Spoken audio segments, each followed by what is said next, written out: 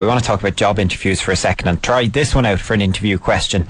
After reducing purchasing costs for raw materials, can you think of another way to reduce the cost of making a piece of chocolate? That is what somebody who was being hired for a barrister was asked, according to one question submitted on a recruitment website. Joining us now to tell us if they're actually out there to trip us up or if they're seeing if we can think on our feet is Peter Cosgrove, the Director of CPL Resources. It's nice to see you in studio again, Peter. Good morning.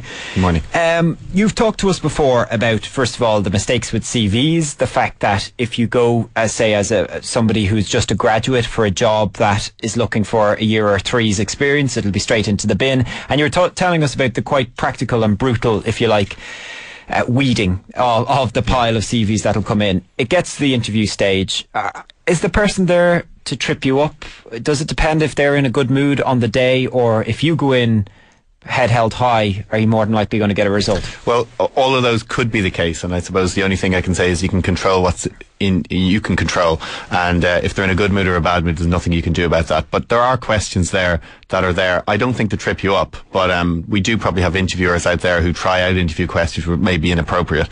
That's not up for you to decide whether that's right or wrong. It's just how do you prepare to them. Yeah. And what can you do to? I remember a job interview where I was asked, how would your parents describe you? And I'd never expected that, and there's no way to prepare, and plus it wouldn't be very nice how they describe me as well. There was no way to prepare for that. Well, that's an interesting one. That's the one a lot of people would use just to actually understand what your strengths are. Some people, when you ask them their strengths, they clam up after about 5 seconds. So don't say mistake. Yeah, no, they kind of go, they say, what are your strengths? And what would your boss say? What would your parents say? And they're really just trying to get a rounded view of what other people's views are on you. Okay, so you yourself, which one do you find is a bit of an LGM to ask in an interview situation? What are the reasons you think you wouldn't get this job is always an interesting one, because nobody's perfect for any job. So if they can, you're really just trying to see, have they some self-awareness, because actually if you're perfect for the job, you've probably already done the job. So you should have a few things that you're not perfect at yet. So you want to be able to understand, as a person, able to understand what their areas of development are. And if that type of thing is thrown at you, should you say, well, look, I know you will probably have other candidates who will have more in column B, but the thing is, I'm very good at column A and C, and I'm a very quick learner, and I'm willing to learn more on B. Is that the type of answer you'd go with? Absolutely. You're looking for attitude more than skill in a lot of these stages, as long as you have the basics and skill, because that's the thing that you want someone who's hungry, who's motivated. So they're the things that make a huge difference in terms of the interview. And common mistakes then, Peter, because you lead to a situation. I was talking to a friend actually just on Saturday who she was down to the final 3, and she has a feeling she was number 2. Yeah. She didn't get the job, which doesn't pay the mortgage, and there's no use being number 2.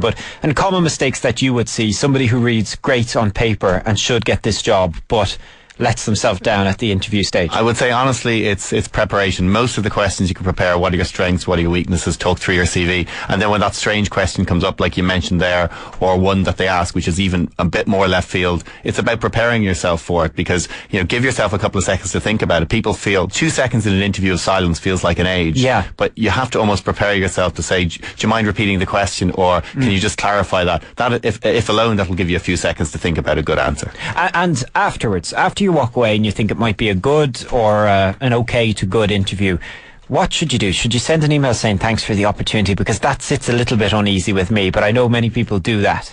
If you're going direct, yes. If you're going through a third party, it's harder to do that. All I would say with that is there's no doubt in my mind that having good manners and having some formality afterwards can be a positive. The worst case scenario is nothing else changes, but it's a nice thing to do to demonstrate that you're not looking for a job, but you're genuinely looking for this job. And I'll invoke the spirit of Ivan Yates here. How should you dress for an interview? Show a bit of skin? No, I think appropriate. Check how other people dress. If you really want to do it, go to the lobby of the organisation, see how everyone else is dressed, and that's probably how they want you to dress, like that or a little bit better. That's why I didn't get it. All right, Peter, thank you very much. Peter Cosgrove is the Director of CPL Resources.